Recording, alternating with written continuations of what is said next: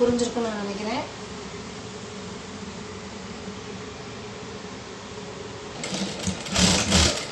இப்போது அந்த தையலுக்கு எட்ஜில் கொஞ்சம் தையல் போடணும். இப்போ தைச்சோம்ல அதோட எட்ஜு தையல் போடணும்.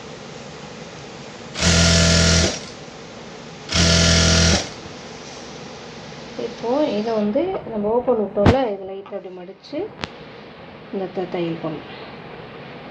டேன் பண்ண ஓப்பன் விட்டோம்ல அதை திருப்பி வந்து ஒரு தையல்.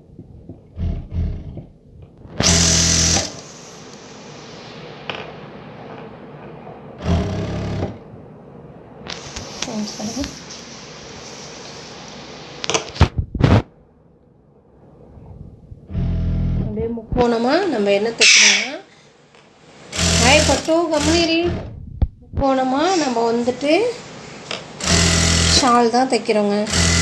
2 ஜாக்கெட் பிட்டியும் ஷேப்பு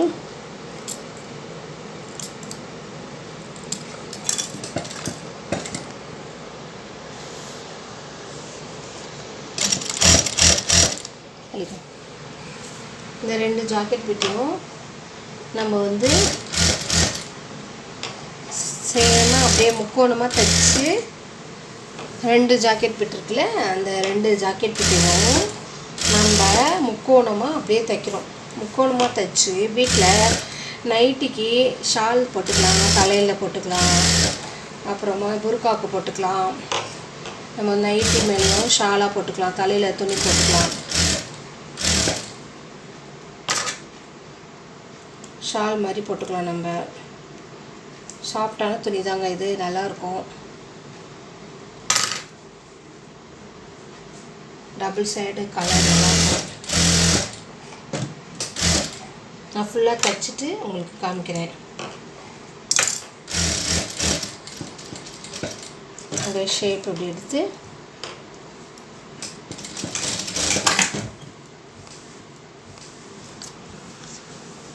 பாருங்கள் ஃப்ரெண்ட்ஸ், நான் இப்போ தைச்சிட்டேன் பாருங்கள், எப்படி இருக்குன்னு பாருங்கள். பள்ளியில் பிள்ளைங்களுக்கு நீங்கள் மதரசாக்கும் போட்டு விடலாம். இந்த மாதிரி மக்கானா மாதிரி நீங்கள் போட்டு விடலாம் பிள்ளைங்களுக்கு.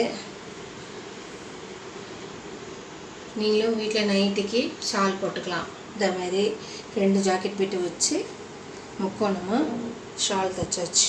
பாய். அஸ்ஸலாமு அலைக்கும். விலாக்ஸ்க்கு சப்ஸ்கிரைப் பண்ணுங்கள். பாய்.